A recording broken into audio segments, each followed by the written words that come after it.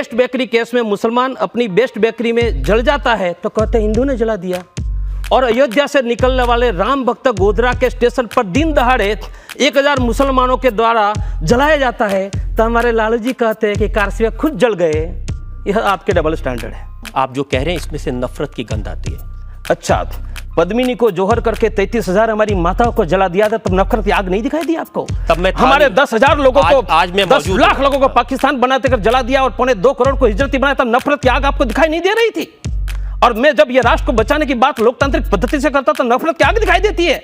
ये देश में 1 लाख बदर से जिहाद सिखा रहे हैं, आपको नफरत की आग नहीं दिखाई देती है? और जिहाद बंद कराने की बात लोकतांत्रिक पद्धति से नफरत की आग दिखाई देती है? आपकी आंख में, आपकी बात में ये नफरत दिखाई देती है। हिंदू राष्ट्र की रक्षा के लिए और देश के 85 करोड़ हिंदुओं की रक्षा के लिए लोकतांत्रिक पद्धति से जो भी आवाज उठानी होगी वो हम उठाते रहेंगे, और उसके लिए फांसी के फंदे पर चढ़ना है तो हम चढ़ने के लिए पैदा हुए।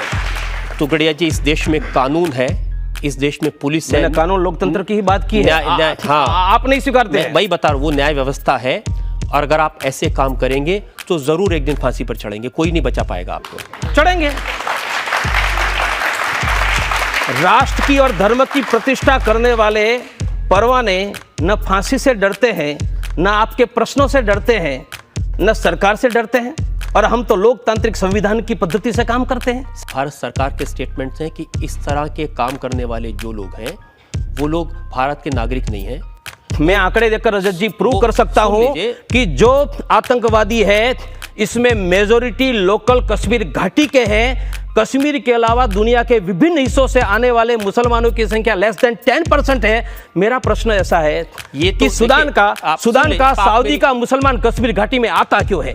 कश्मीर से लेना देना क्यों है? इसलिए आता है कि कुरान से प्रेरणा लेकर हिंदू काफिरों के विरुद्ध जिहाद करने के लिए वह सूडान से भारत में आता है। मैं जिहाद की बात कर रहा हूं। जिहाद पूरी दुनिया के गैर मुस्लिमों के विरुद्ध आतंकवाद के लिए उपयोग किया जा रहा है, और एक छोटा सा सेक्शन मुस्लिमों का शायद उसमें जुड़ता होगा, पर 17 लोग वर्ल्ड ट्रेड सेंटर ढहा देंगे तो दिल्ली में 1000 लोग निकलेंगे तो ये स्टूडियो भी जरा जी नहीं बचेगा। ये स्टूडियो तो जरूर बचेगा, इसको तो कोई नहीं गिराएगा, लेकिन ये सेक्युलर का स्टूडियो इसलिए बचेगा। ने कहा कि मैं सारे मुस्लिम्स को इस बात की सलाह देता हूं, they should get themselves tested for Hindu origins. हाँ, यह मेरा स्पष्ट मत है कि भारत में जो भी मुसलमान है उसमें 95% के करीबन अप्रॉक्सीमेटली दे रहा हूँ जिनके पुरखे कभी हिंदू थे, हिंदू पुरखों के वह वंशज है, और वह काफ़ी बुकों में भी एस्टैब्लिश हुआ है।